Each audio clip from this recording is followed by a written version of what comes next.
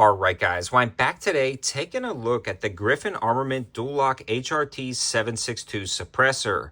This is a hard-use, full-size 30 cal can featuring the Griffin Armament DUAL-LOK locking system. This locking system has been very impressive, and I actually started trying out this locking system on one of their 5.56 cans. A huge shout out to Griffin Armament for sending this particular can out at my request. I like the DUAL-LOK system so much, I really wanted to try it out in the 30 cal configuration, and spoiler alert, it did not disappoint.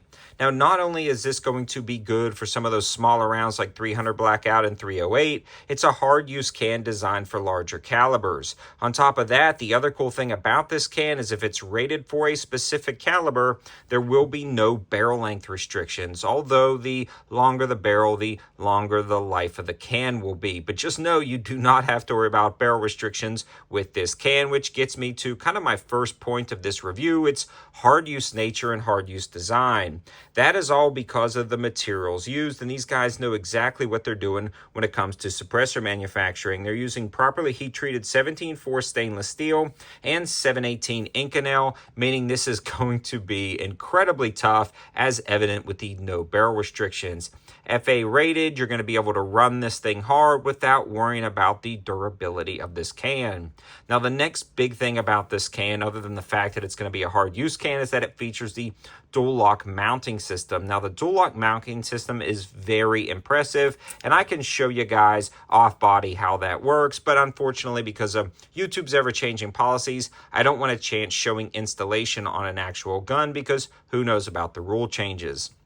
Now, what makes the DUAL-LOK mechanism very unique is the fact that it has two ways of locking it down, and let's talk about how to install that, even though I'm not going to show it. You'll pull this up, rotate it over, and you'll see a position right here that allows the ring to be locked up in the top position. At this point, you'll thread on the can in a standard manner, and there's so many different muzzle devices you can choose from, whether it's one of their DUAL-LOK muzzle brakes for 1/2x28s or 5/8x24 threads, or you can do some type of flash hider in a long or short configuration. Again, there are so many options because this has been around for a little bit, so they've really developed out their line of muzzle brakes and muzzle attachments. So once you've threaded that on with those coarse threads, you can really crank down and lock it down.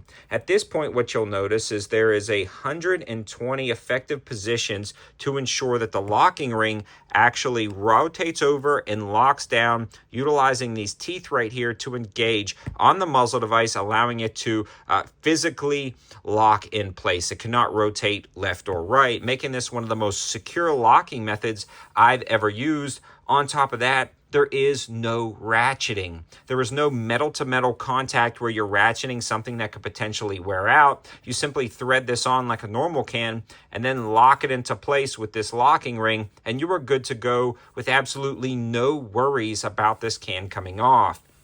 Whether it's 100 rounds, whether it's 10,000 rounds, the only weak point is how you attach the muzzle device. And when you properly torque it down using the provided shims, you don't have to worry about that coming off either, and you are rock solid, golden, ready to go. I love this locking system, and it's been working out great.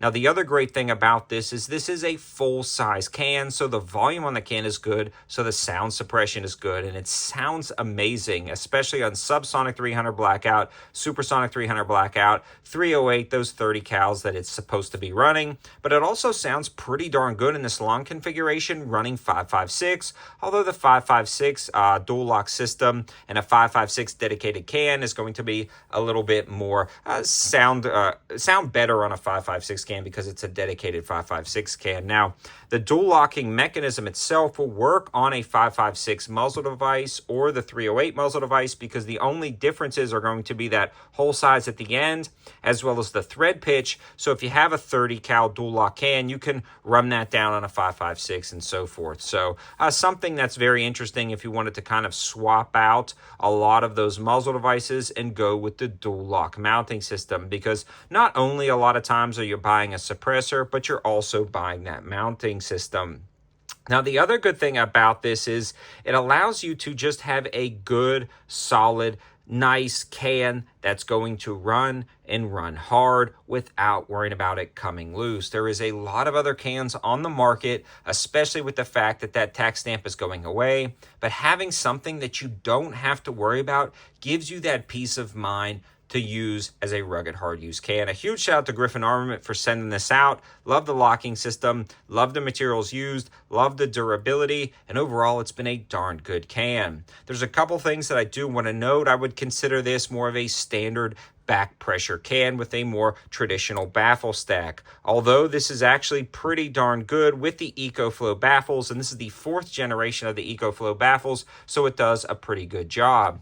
Although Griffin does have some new interesting stuff on the horizon, there is a lot of options and a lot of things to check out. Hopefully we'll be working with these guys more in the future, so make sure you subscribe to the channel so you don't miss the next review. Thanks for watching, guys. Have a good one.